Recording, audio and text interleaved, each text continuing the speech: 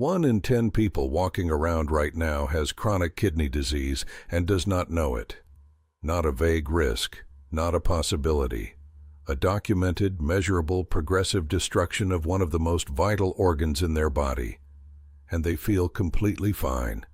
No pain, no warning signal, nothing. Because your kidneys do not hurt.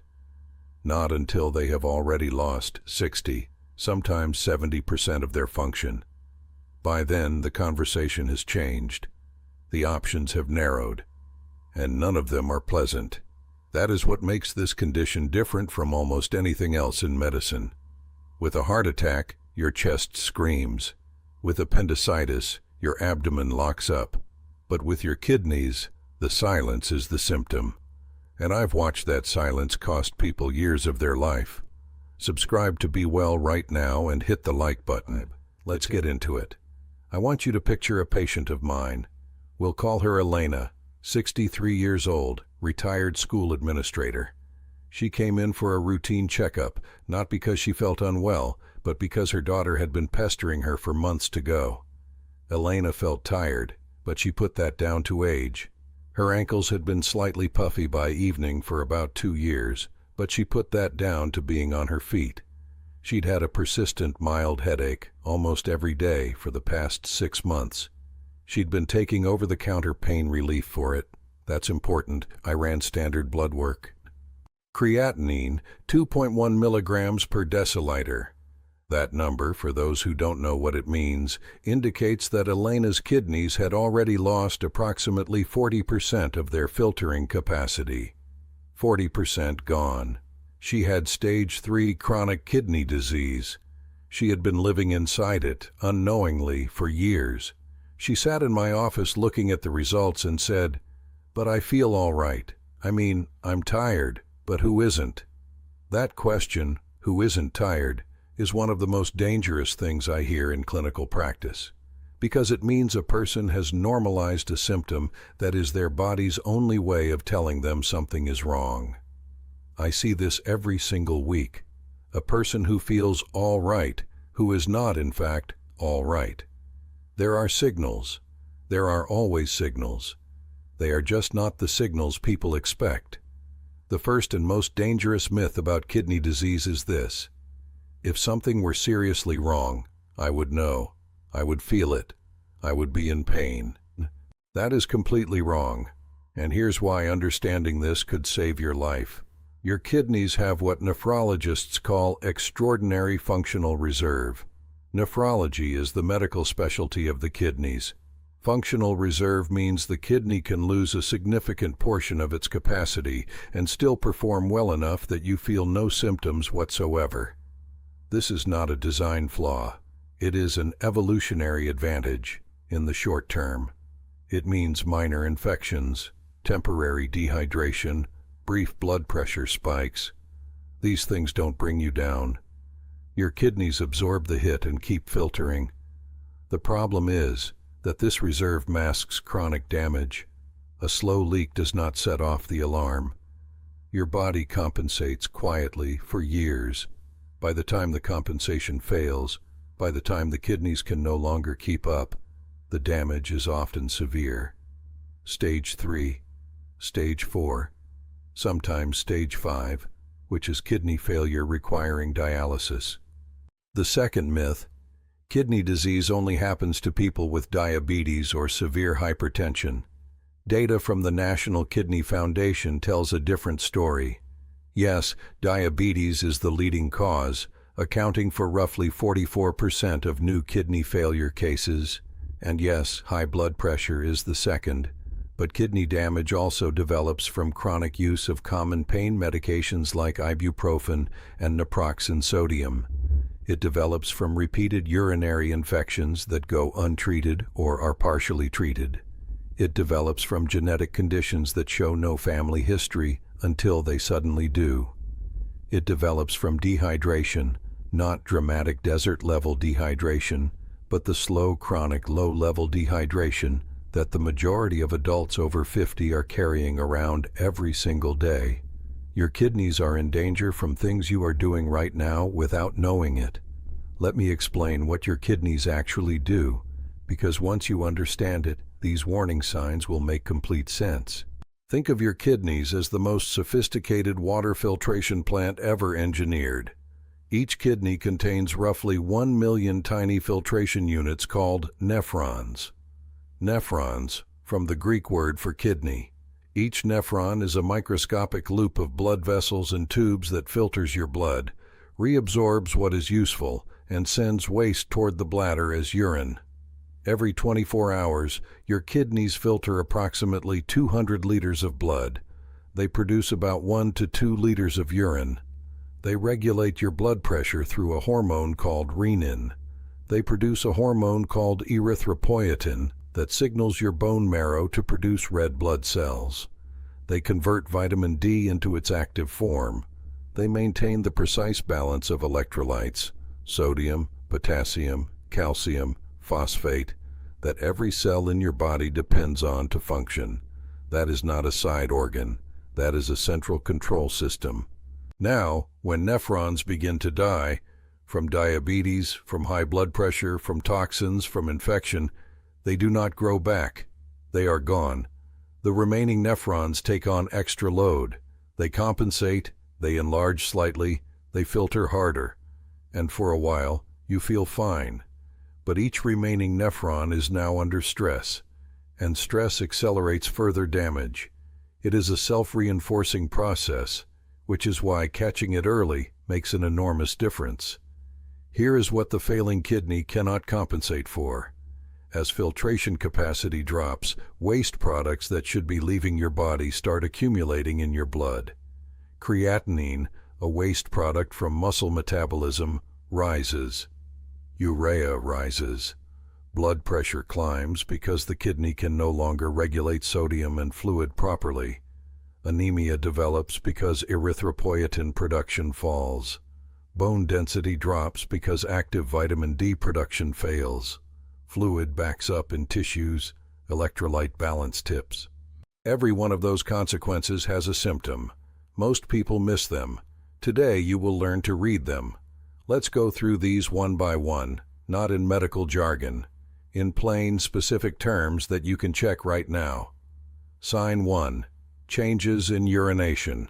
This is the most direct signal and the most consistently ignored. Your kidneys produce urine. Changes in what that urine looks like are messages your body is sending you. Dark urine, amber, brown, tea-colored, means your kidneys are not filtering water efficiently enough to dilute the waste. This can happen from dehydration alone, so test it. Drink a large glass of water, wait 2 hours, check again. If the urine lightens significantly, you are dehydrated. If it stays dark, something else is happening. Foamy or frothy urine, bubbles that persist for more than a few seconds after the stream hits the toilet water, is the most underappreciated warning sign I encounter in practice. Persistent foam means protein is leaking through the filtration barrier into the urine. In a healthy kidney, protein stays in the blood. When the nephrons are damaged, protein slips through. That foam is protein. It is called proteinuria, and finding it early changes the entire trajectory of the disease. Reduced urine output, going less frequently, or noticing that you are producing less despite drinking normally, can indicate that the kidneys are failing to filter effectively. Blood in the urine, even a pink tinge, warrants immediate medical evaluation. Do not wait. Sign 2. Swelling in the ankles, feet, and hands. Elena's ankles. Her 2 years of evening puffiness. This is the kidney's inability to regulate sodium and fluid, allowing excess fluid to accumulate in tissue. The medical term is edema. It is not dangerous on its own in the short term, but as a persistent daily pattern, it is a clear signal that fluid balance is disrupted. The kidneys are the primary regulators of that balance. A simple test. Press your thumb firmly into the swollen area just above your ankle bone for 10 seconds, then release. If it leaves a visible dent that takes more than 2 seconds to refill, that is pitting edema. That is retained fluid. Write it down. Bring it to your doctor. I had a patient, 58 years old, retired electrician, who had pitting edema in both ankles for a year and a half. He told me he thought it was from standing all day at his previous job. His creatinine came back at 2.7. We caught it at stage 3B. With intervention, he has stabilized. He did not progress to stage 4, but we nearly missed the window. Sign 3. Persistent fatigue, unlike any fatigue you have felt before. Kidney fatigue is qualitatively different from tiredness after a long day. It sits in the bones.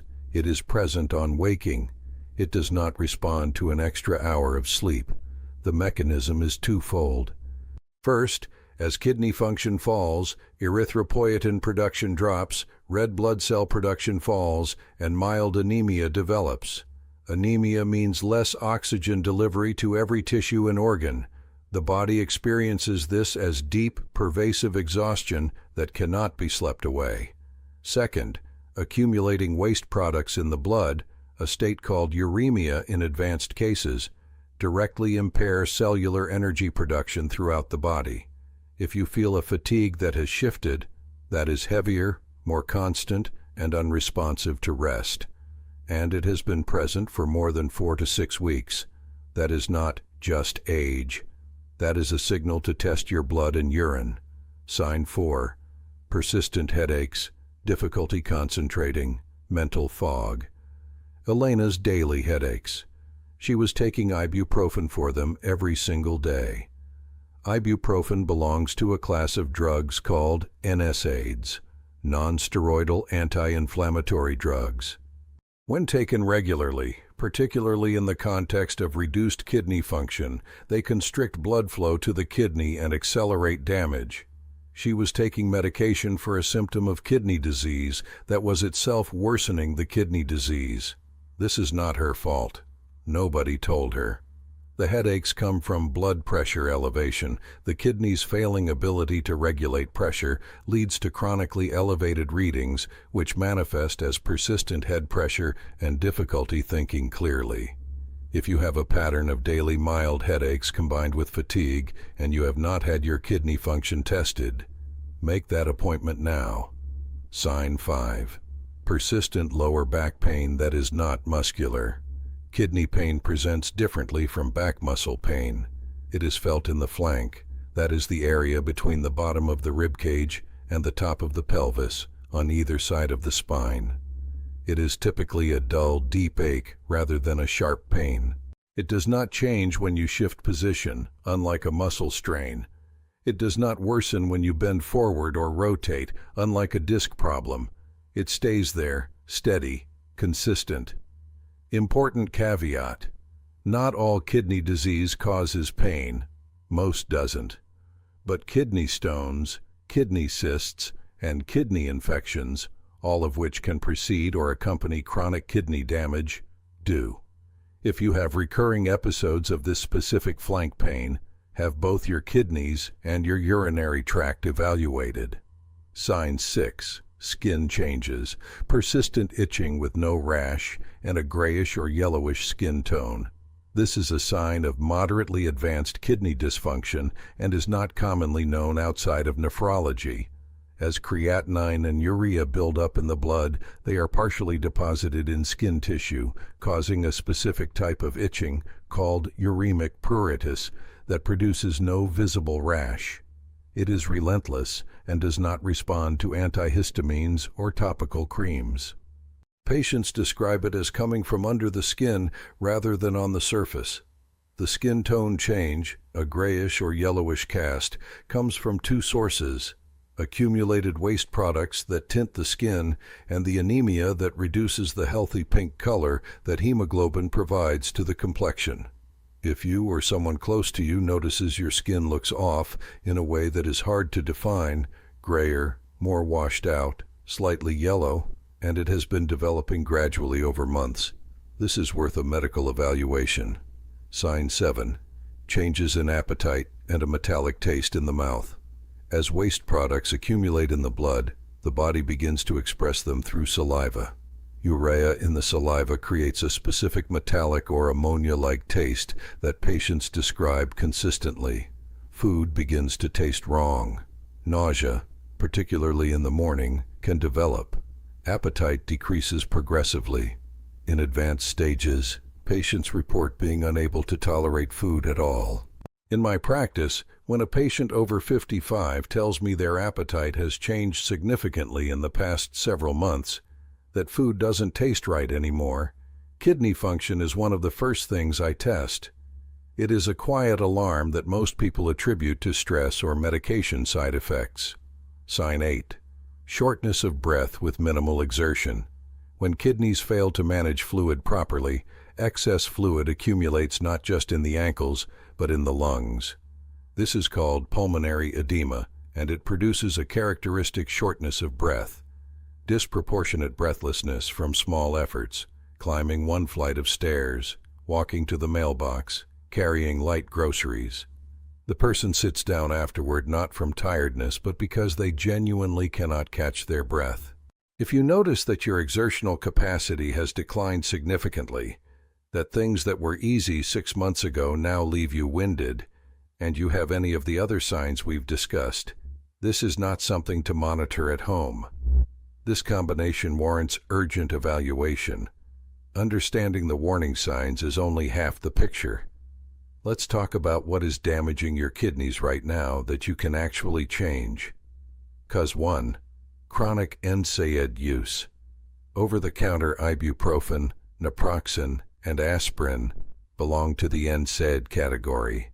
They are the single most common cause of preventable kidney damage I see in everyday patients, not from one-time use, but from the pattern of taking them regularly for headaches, back pain, or joint pain. These drugs reduce blood flow to the kidney by blocking prostaglandins, the signaling molecules that keep the renal blood vessels dilated. In a young, healthy kidney with full reserve, occasional use is manageable. In a kidney already under stress from age, hypertension, or prior damage, regular use is toxic. Practical step: count how many days per week you reach for ibuprofen or similar.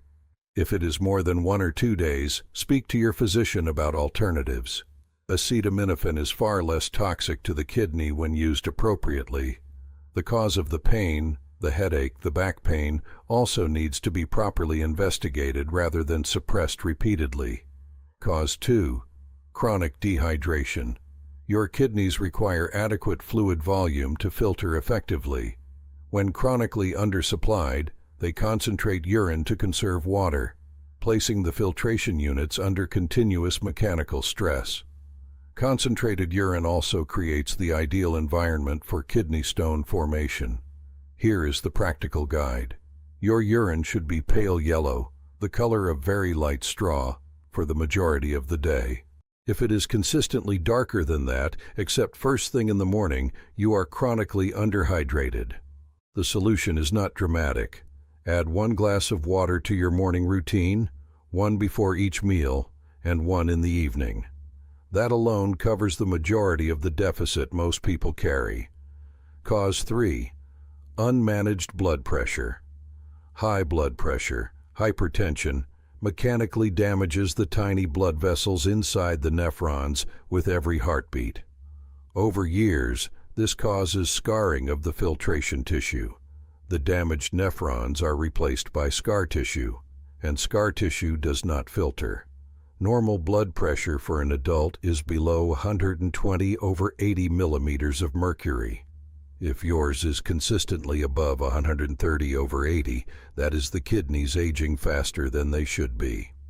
Lifestyle modification, less sodium, less processed food, daily walking, weight normalization can bring it down substantially without medication in many cases, but it requires measuring it first.